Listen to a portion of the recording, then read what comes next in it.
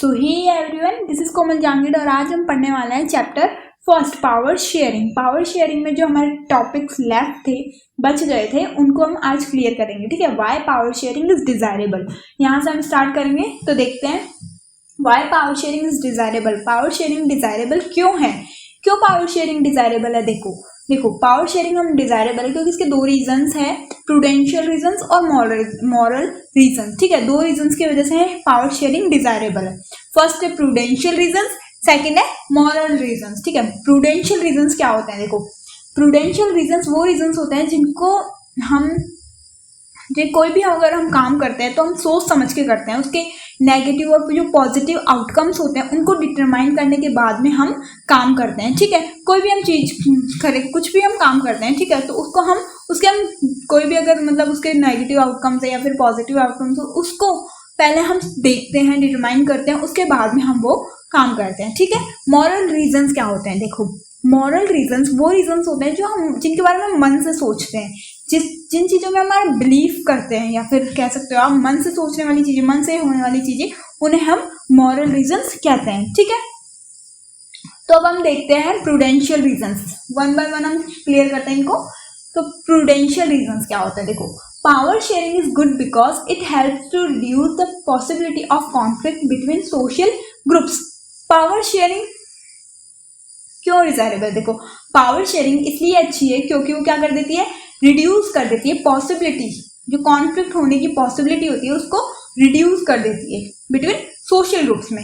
ठीक है, सेकंड देखो social conflict often leads to violence and political instability. देखो फर्स्ट जो था power sharing is good because it helps to reduce the possibility of conflict between social group. देखो जैसे Belgium में हुआ था, अगर उन्होंने पावर शेयरिंग नहीं की होती तो बेल्जियम में क्या होता, वहाँ पे भी वॉर लाइक सिचुएशंस क्रिएट हो जाती, वहाँ पे भी स्ट्रगल्स होते, ठीक है, प्रोटेस्ट करते लोग। लेकिन वहाँ पे क्या हुआ, उन्होंने क्या किया, बेल्जियम वालों ने, डच और जो फ्रेंच स्पीकिंग पीपल थे, उन्होंने क्या किया, पावर को शेयरिंग कर लिया। ठीक है, इक्वल रिप्रेजेंटेशन दी दोनों को। इसकी वजह से क्या हुआ, वहाँ पे कोई भी वॉर लाइक सिचुएशंस क्रिएट नहीं हुआ और इसकी वजह से वहाँ पे कोई भी कॉन्फ्लिक्ट की पॉसिबिलिटी नहीं हुई। ठीक है, तो पावर शेयरिंग क्या कर देती है, पॉसिबिलिटी, कॉन्फ्लिक्ट होने की जो पॉसिबिलिटी होती है उसको रिड्यूस कर देती है पावर शेयरिंग। ठीक है, सेकंड पॉइंट देखते हैं, social conflict often leads to violence and political instability.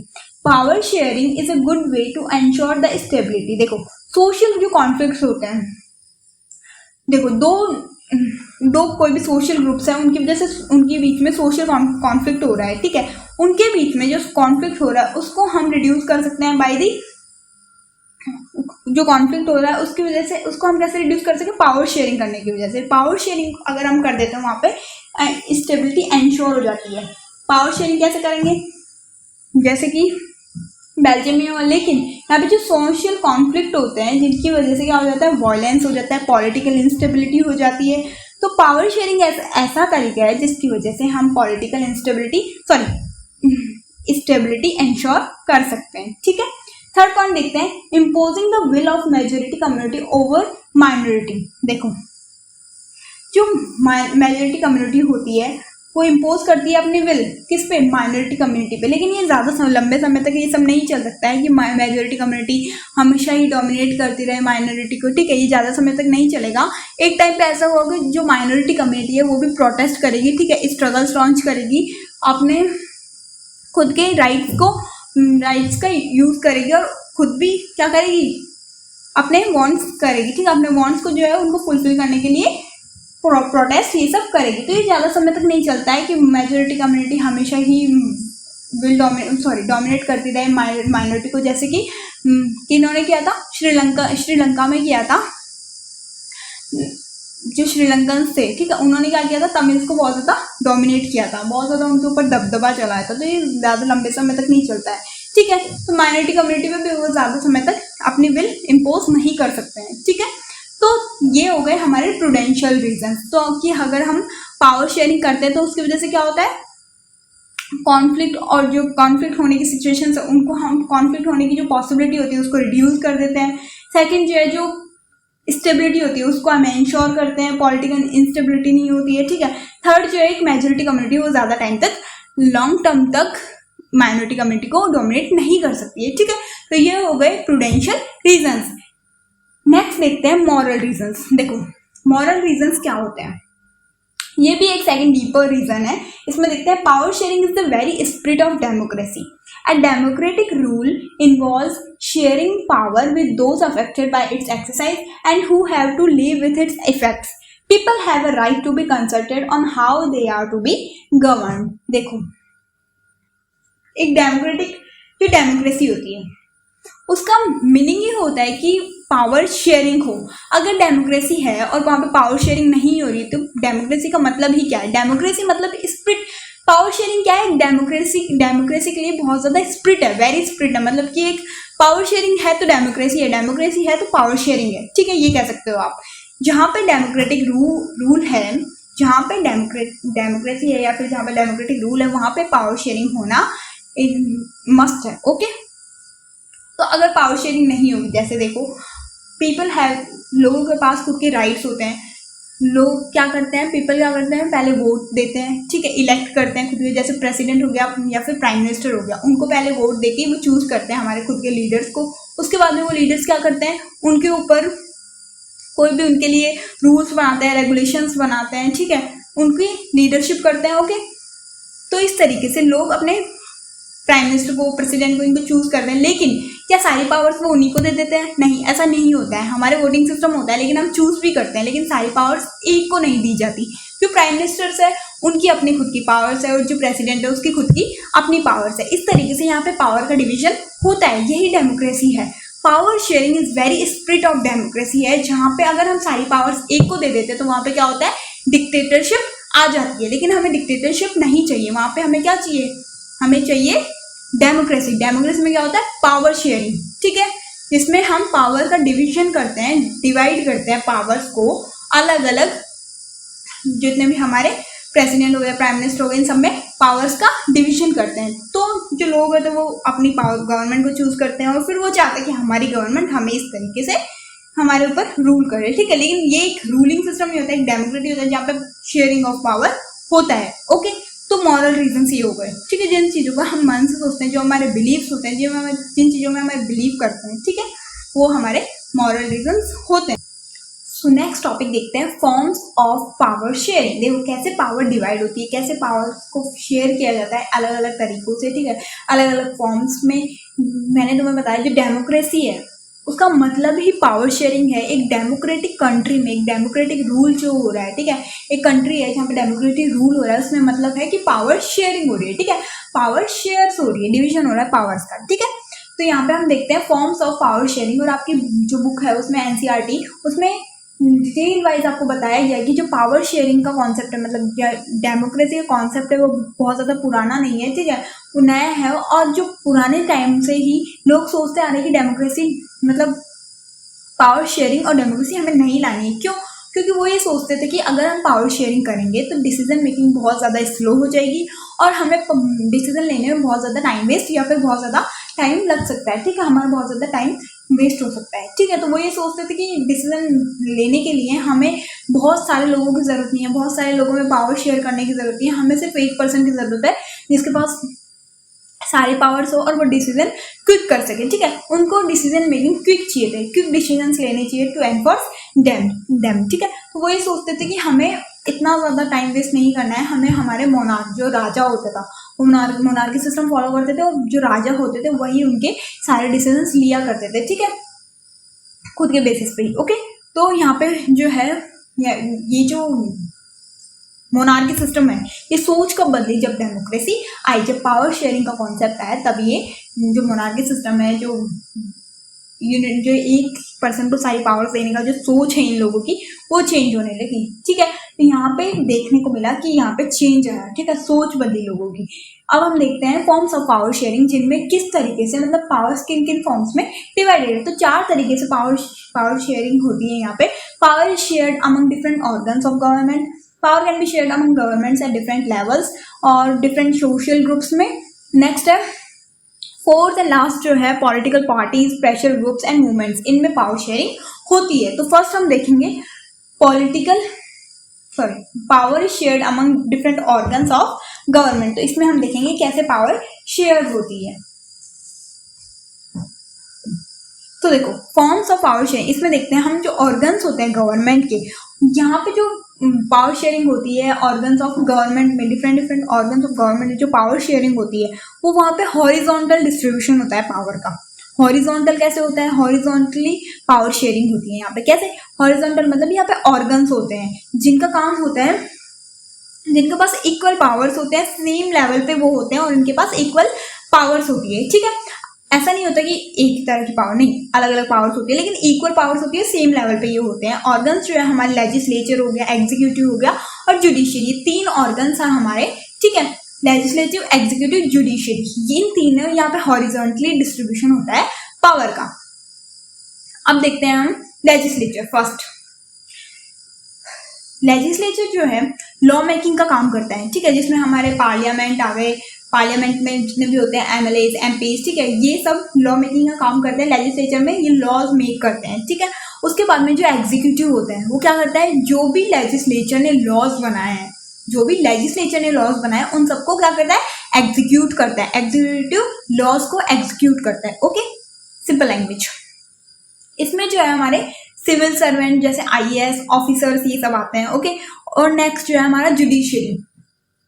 Judiciary क्या वर्क करता है? देखो जुडिशरी की ड्यूटी होती है कि अगर लेजिस्लेचर जो और जो एग्जीक्यूटिव है ये अगर कोई भी मतलब इनमें कॉन्फ्लिक्ट हो जाता है, उनको उन प्रॉब्लम को सॉल्व करता है जुडिशरी। ठीक है, अगर इन्होंने कोई भी लॉज बनाए, जैसे लेजिस्लेचर ने लॉज बनाए और एग्जीक्यूटिव ने एग्जीक्यूट किए हैं, तो इनमें अगर कोई भी प्रॉब्लम आती है तो जुडिशरी उसको सॉल्व करता है, उन प्रॉब्लम्स को, उन इश्यूज को ठीक करता है। ठीक है, जुडिशरी में जो है जजेस आ गए, लॉयर्स आ गए, सुप्रीम कोर्ट भी आती है हमारी, और जितने भी सिटीजन्स होते हैं उनकी भी प्रॉब्लम सॉल्व करता है जुडिशरी। ठीक है, यहाँ पे जो लेजिस्लेटिव, एग्जीक्यूटिव, इन सब की जो कॉन्फ्लिक्ट्स होती है उनको भी सॉल्व करता है जुडिशरी। ओके, ये तीनों क्या करते हैं? एक दूसरे के ऊपर चेक्स भी करते हैं। मतलब चेक्स और बैलेंस का ये सिस्टम होता है। यहाँ पे चेक और बैलेंस सिस्टम होता है, मतलब कि अगर मान लो लेजिस्लेचर और जो एग्जीक्यूटिव है उसमें कोई भी कॉन्फ्लिक्ट हो जाता है, कोई भी प्रॉब्लम आ जाती है, तो जुडिशरी आके उन प्रॉब्लम्स को ठीक करता है। सॉरी चेक्स और बैलेंस का मतलब लेजिस्लेचर और जो एग्जीक्यूटिव है अगर वो कोई भी मतलब खुद का वर्क है वो ठीक तरीके से करते हैं या नहीं करते हैं, अपने पावर का मिसयूज करते हैं, तो जुडिशरी उनके ऊपर चेक और बैलेंस रखता है लेजिस्लेचर के ऊपर। अगर लेजिस्लेचर ऐसा कुछ भी कर देते तो एग्जीक्यूटिव और जुडिशरी उसके ऊपर नजर रखते हैं, और अगर जुडिशरी ऐसा कुछ करता है तो लेजिस्लेचर और एग्जीक्यूटिव उनके ऊपर चेक रखते हैं। तो ये चेक और बैलेंस का सिस्टम होता है, मतलब एक दूसरे के ऊपर नजर वो रखते हैं, चेक रखते हैं। ठीक है, कि कोई भी प्रॉब्लम ना आए। जैसे हमारे ये जो लेजिस्लेचर, एग्जीक्यूटिव, जुडिशरी, ये अलग अलग पावर्स हो रही है, इनके पास इक्वल पावर्स होती है, इक्वल पावर्स होती है, सेम लेवल पे होते हैं, और ये ऑर्गन्स होते हैं, मतलब कि जैसे फंक्शन करते हैं, जैसे कि हमारे बॉडी पार्ट्स होते हैं, नोज हो गया, आई हो गई, ईयर्स हो गए, हैंड हो गए। ठीक है, इन सब के अलग अलग फंक्शंस है, ये एक काम थोड़ी करते हैं सारे, नहीं ना, अलग अलग फंक्शन है। वैसे ही लेजिस्लेचर, एग्जीक्यूटिव और जुडिशरी अलग अलग फंक्शंस करते हैं। जैसे कि नोज जो है हमारे ब्रीथिंग का काम करता है। ठीक है, ईयर्स जो हमें सुनने को मिलता है, ईयर से आंखों से हमें देखने को मिलता है। ठीक है, तो इस तरीके से जो हमारे बॉडी पार्ट्स है वो भी अलग अलग वर्क करते हैं, और उसी तरीके से लेजिस्लेचर, एग्जीक्यूटिव, जुडिशरी भी अपने डिफरेंट वर्क करते हैं, लेकिन इक्वल पावर्स होती है, सेम लेवल्स पे होते हैं। ओके, चेक्स और बैलेंस यहाँ पे सिस्टम होता है। ओके, तो ये हो गई हमारी फॉर्म्स ऑफ पावर शेयरिंग, किसमें? Among different organs of government. Next topic देखते हैं, नेक्स्ट जो है हमारा ऑर्गन क्या फॉर्म्स देखते हैं, power sharing among different levels of government. आप देखते हैं power sharing among different levels of government, या फिर आप कह सकते हो power can be shared among different among governments at different levels पे। ओके, कैसे बोला यार। ठीक है, तो यहाँ की जो पावर होती है वो पावर शेयरिंग वर्टिकल में होती है, मतलब वर्टिकल होती है यहाँ पे power sharing, vertical power sharing इसको कहा जाता है। ठीक है, ये एक अलग अलग डिफरेंट यहाँ पे लेवल्स होते हैं, जैसे गेम में होता है, पहले जो लेवल होता है बहुत ज्यादा इजी होता है, उसके बाद में हार्ड होता है, उसके बाद में और हार्ड होता है। ठीक है, तो इस तरीके से लेवल बढ़ते जाते हैं और हार्डनेस आती जाती है। उसी तरीके से वर्टिकल पावर शेयरिंग में भी अलग अलग लेवल्स होते हैं, डिफरेंट लेवल्स होते हैं। सबसे पहले जो होता है जैसे यूनियन गवर्नमेंट, उसके बाद में स्टेट गवर्नमेंट, उसके बाद में हमारे लोकल गवर्नमेंट। तो यहाँ पे तीनों जो लेवल होते हैं, जैसे यूनियन गवर्नमेंट सबसे ज्यादा मेन होता है, उसके बाद में स्टेट, उसके बाद में लोकल। तो इस तरीके से हमारे लेवल्स होते हैं। आप देखो जैसे बेल्जियम में उन्होंने भी अपनी गवर्नमेंट को 3 टाइप्स में डिवाइड किया था, जैसे कि अलग तरीके से पावर शेयरिंग करते हैं ये, जैसे कि सेंट्रल गवर्नमेंट होती है फर्स्ट, ठीक है, सेंट्रल लेवल पे, उसके बाद में स्टेट गवर्नमेंट, उसके बाद में कम्युनिटी गवर्नमेंट, ठीक है। तो जैसे हमारे सेंट्रल लेवल पे होती है, सेंट्रल लेवल पे हमारे मोदी जो होता है पीएम, वो क्या होते हैं, सेंट्रल गवर्नमेंट होते हैं, ठीक है। उसके बाद में हमारी स्टेट गवर्नमेंट होती है हमारे इंडिया में, उसके बाद में हमारे लोकल गवर्नमेंट भी होती है। लोकल गवर्नमेंट किस लिए, जो लोकल गवर्नमेंट होती है मतलब हमारे जो विलेजेस होते हैं उनके लिए, जैसे हमारे विलेज में जो लीडर्स होते हैं, ठीक है, जो सिटीज के लीडर्स होते हैं या फिर अलग जगह के जो लीडर्स होते हैं, गवर्नमेंट्स होती है, वो इतना ज़्यादा वर्क नहीं कर पाते जितना कि हमारे विलेज में रहने वाले लोग अच्छी तरीके से कर सकते हैं। तो इसके लिए क्या होता है, पंचायत विलेज होती है, मतलब विलेज के ही लोगों में से पंचायत बनाई जाती है, ठीक है। वो पंचायत हमारी जो गवर्नमेंट, हमारी जो विलेज है उसका ध्यान रखती है। उसमें कोई भी लॉज बनाने होते हैं, उसमें कोई भी प्रॉब्लम्स को सॉल्व करना होता है तो लोकल गवर्नमेंट मीन्स की पंचायत विलेज करते हैं। और उसी तरीके से जो अर्बन एरियाज होते हैं मतलब सिटीज में, वहाँ पे लीडर कौन बनाया जाता है, वहाँ पे लीडर्स बनाते हैं म्युनिसिपैलिटी कॉर्पोरेशन, मतलब कि विलेज के लिए बनाया पंचायत विलेज, ठीक है, पंचायती राज, ठीक है। उसी तरीके से जो अर्बन एरियाज है वहाँ पे बनाया म्युनिसिपल कॉर्पोरेशन, ओके। तो वो वहाँ के लॉज बनाती है और वहाँ का ध्यान रखती है, ओके। इसे आप फेडरलिज्म गवर्नमेंट भी कह सकते हो। अब देखते हैं, पावर में ऑल्सो भी shared among different social groups. जैसे कि यहाँ पे हमने देखा बेल्जियम में 3 टाइप के सोशल ग्रुप्स होते हैं। आप यहाँ पे देखो बुक में, पावर में ऑल्सो भी shared among different social groups such as the religious and linguistic groups community government in Belgium. तो बेल्जियम का हम लेते हैं कम्युनिटी गवर्नमेंट थी वहाँ पे, ठीक है। रिलीजियस और लिंग्विस्टिक के बेसिस पे, मतलब लैंग्वेज के बेसिस पे, रिलीजन के बेसिस पे डिवाइड करते हैं लोगों को अलग अलग ग्रुप्स में, ठीक है। तो यहाँ पे इन्होंने डिवाइड किया लैंग्वेज के बेसिस पे। फ्रेंच बोलने वाले एक ग्रुप में हो गए, उसके बाद में डच बोलने वाले एक ग्रुप में, और जो थर्ड है वो जर्मन बोलने वाले एक ग्रुप में। तो इनको तीनों को अलग अलग ग्रुप में डिवाइड कर दिया गया, अलग अलग ग्रुप में लैंग्वेज के बेसिस पे डिवाइड कर दिया गया, ठीक है। तो ये सोशल ग्रुप्स है, 3 टाइप के सोशल ग्रुप्स है, और इनकी अलग अलग गवर्नमेंट भी बना दी हमने, कम्युनिटी गवर्नमेंट बना दी, ओके।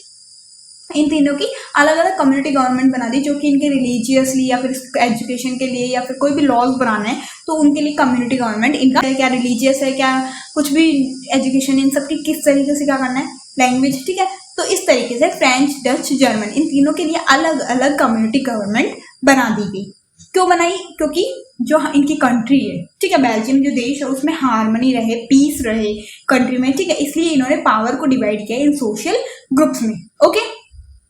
अब देखो, in some countries there are constitutional and legal arrangements whereby socially weaker sections and women are represented in the legislature and administration. Last year we studied the system of reserved constituencies in assemblies and the parliament of our country. तो देखो हमारी जो country है, in our country, देखो some groups, अपनी जो country है उसमें कुछ ऐसे ग्रुप्स है जिसमें रिजर्वेशन जो सिस्टम है, किसी बहुत सारे लोगों को रिजर्वेशन सिस्टम यहाँ पे अपनाया गया, रिजर्वेशन सिस्टम यहाँ पे यूज किया गया। क्यों, क्योंकि जो कुछ लोगों को रिप्रेजेंटेशन देने के लिए, जिनको रिप्रेजेंटेशन नहीं मिला, हो सकता है कि पहले से कुछ ऐसे लोग हैं या फिर कुछ ऐसे ग्रुप्स हैं जिनको रिप्रेजेंटेशन नहीं मिली, हिस्ट्री में ऐसे ग्रुप्स हो जिनको रिप्रेजेंटेशन नहीं मिली, उन वीकर सेक्शन मान लो कि जैसे वीकर सेक्शन में आ गए वुमेन्स को हमने वोटिंग राइट्स कब दिया, जब हमने नेशनलिज्म इन यूरोप पढ़ा, उसमें हमने देखा कि हमने वुमेन्स को वोटिंग राइट भी तभी दी। तो जो हमारे वीकर सेक्शंस है उनको हमें रिप्रेजेंटेशन देने के लिए हमने रिजर्वेशन सिस्टम को अपनाया, ठीक है, रिजर्वेशन सिस्टम को अपनाया। वीकर सेक्शन जो हमारे उनको भी रिप्रेजेंटेशन देने के लिए हमने रिजर्वेशन किया। अगर हमें पावर देनी है तो कुछ सीट्स उनके लिए रिजर्व करके रख देते हैं, ठीक है। तो क्या किया, जो वीकर सेक्शन है उनके लिए हमने सीट्स को रिजर्व करके रखा, जिससे ये भी पावर शेयरिंग कर सके और पॉलिटिक्स में आ पाए, ठीक है। इंडिया में जो है, हमारे इंडिया जो है उसमें देखो कुछ रिजर्व कॉन्स्टिट्यूएंसीज है जिसमें इलेक्शंस होते हैं, अलग अलग कॉन्स्टिट्यूएंसीज बन जाती है, ठीक है, अलग अलग कॉन्स्टिट्यूएंसीज बन जाती है क्योंकि इलेक्शंस होते हैं, ठीक है। तो इसमें रिजर्व जो कॉन्स्टिट्यूएंसीज होती है, जैसे कि स्टेट यूपी में देखो वहाँ पे अलग अलग बहुत सारी कॉन्स्टिट्यूएंसीज है, क्योंकि यूपी एक बहुत बड़ा स्टेट है, ठीक है। तो यहाँ पे बहुत सारी कॉन्स्टिट्यूएंसीज है, तो यहाँ पे अलग अलग जो कॉन्स्टिट्यूएंसीज है उनमें हर कॉन्स्टिट्यूएंसीज में रिप्रेजेंटेटिव को इलेक्ट होते हैं, ठीक है। वो अलग अलग कॉन्स्टिट्यूएंसी में हर रिप्रेजेंटेटिव वहाँ से इलेक्ट होता है, होती है जहाँ पे रिजर्वेशन कर दी जाती है। इस वाली कॉन्स्टिट्यूएंसी वीकर जो सेक्शंस होते हैं, वीकर सेक्शंस ही रिप्रेजेंटेशन के लिए आएंगे, ठीक है। तो देखो यहाँ पे जो वीकर सेक्शंस होते हैं उनको ही रिप्रेजेंटेशन दी जाती है। जैसे कि मैंने बताया वुमेन्स को यहाँ पे जो वीकर सेक्शन है इन मतलब ऐसे कुछ ऐसी कॉन्स्टिट्यूंसीज होती है जहाँ पे से रिजर्वेशन कर दी जाती है कि यहाँ से जो वीकर सेक्शंस है वही आएंगे रिप्रेजेंटेशन के लिए, ठीक है।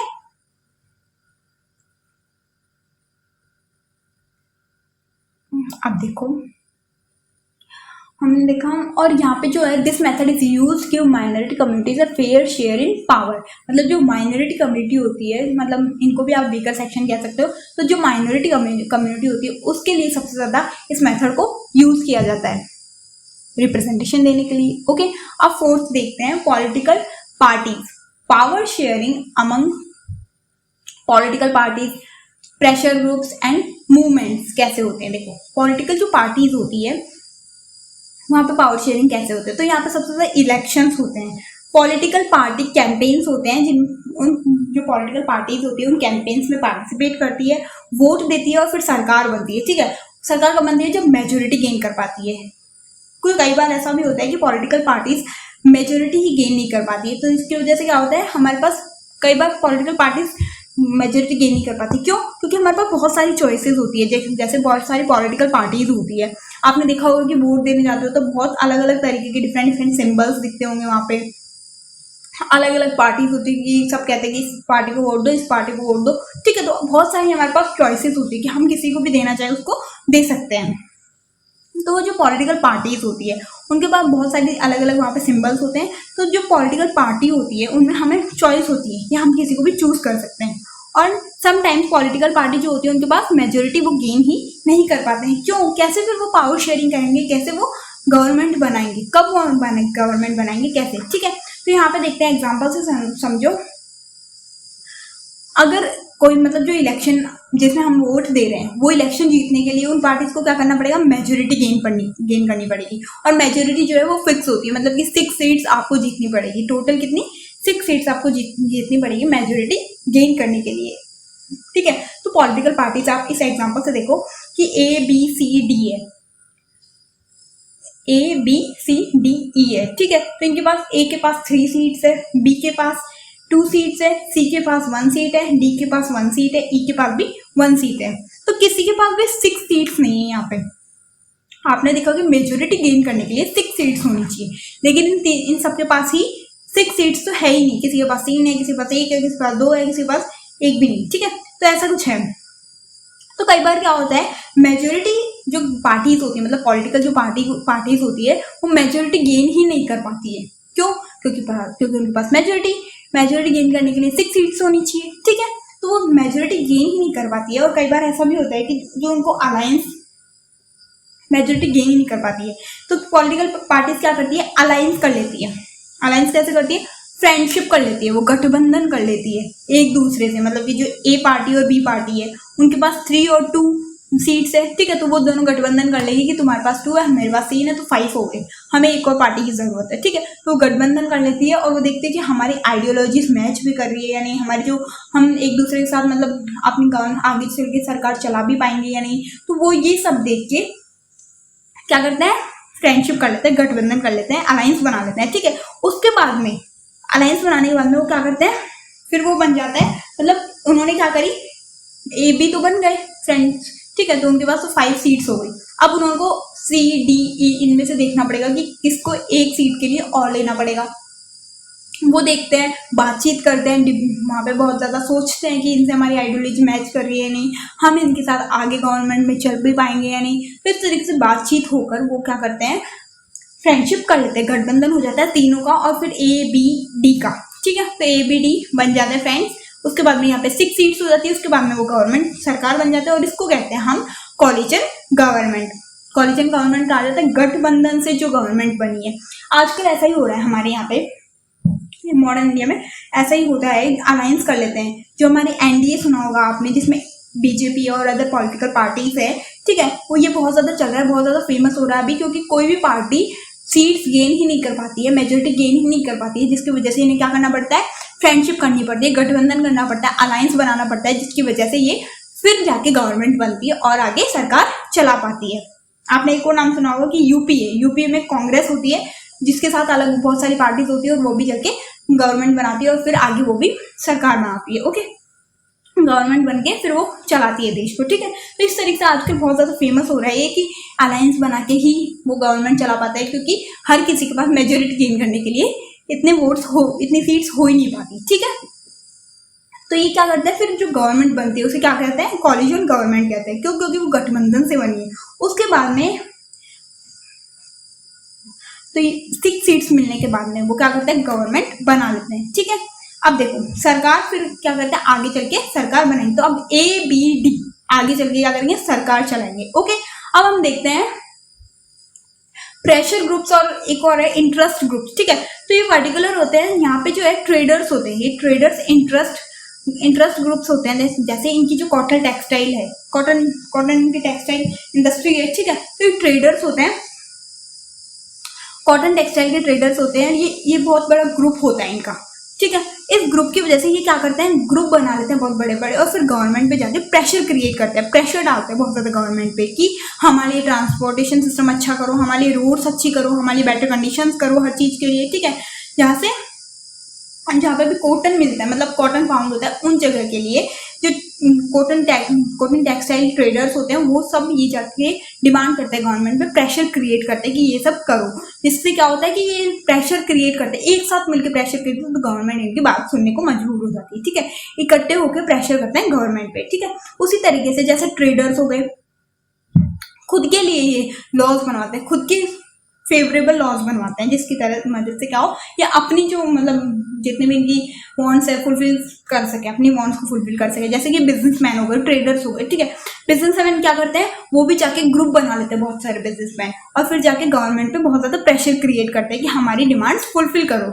जिससे क्या होगा, अगर ये इस तरह से प्रेशर क्रिएट करेंगे गवर्नमेंट में, जिससे क्या होगा, इनके जो टैक्स है वो कम हो जाएगा। ठीक है, इंडस्ट्रियलिस्ट होते हैं, वो भी अपनी डिमांड्स रखते हैं। ठीक है, फार्मर जो होते हैं वो भी बहुत सारे फार्मर्स मिलके वो भी जाके प्रेशर क्रिएट करते हैं गवर्नमेंट से, जिससे कि उनको सब्सिडीज मिले। ठीक है, सीड्स जो है वो कम रेट में मिले, क्रेडिट फैसिलिटी मिले उनको। ठीक है, इंडस्ट्रियलिस्ट वर्कर्स जो होते हैं वो भी जाके वर्किंग कंडीशंस के लिए, खुद की वर्किंग कंडीशंस को अच्छी बनाने के लिए, अच्छी करने के लिए वो जाके गवर्नमेंट पे प्रेशर क्रिएट करते हैं। तो ये सब क्या करते हैं, एक साथ मिल जाते हैं, ग्रुप बना लेते हैं और फिर गवर्नमेंट पे प्रोटेस्ट करते हैं, धरने देते हैं। ठीक है, इसकी वजह से क्या होता है, प्रेशर क्रिएट होता है गवर्नमेंट पे और फिर गवर्नमेंट को इनकी बात सुननी पड़ती है। ओके, तो यूनाइट होकर प्रेशर डालते हैं गवर्नमेंट पे। ओके, नेक्स्ट जो पॉइंट है हमारा मूवमेंट्स क्या होता है, देखो मूवमेंट्स आप देख सकते हो, नर्मदा बचाओ आंदोलन, एक आप देख सकते हो चिपको मूवमेंट। ठीक है, तो नर्मदा बचाओ आंदोलन में डैम बन रहा था जिस जगह पे।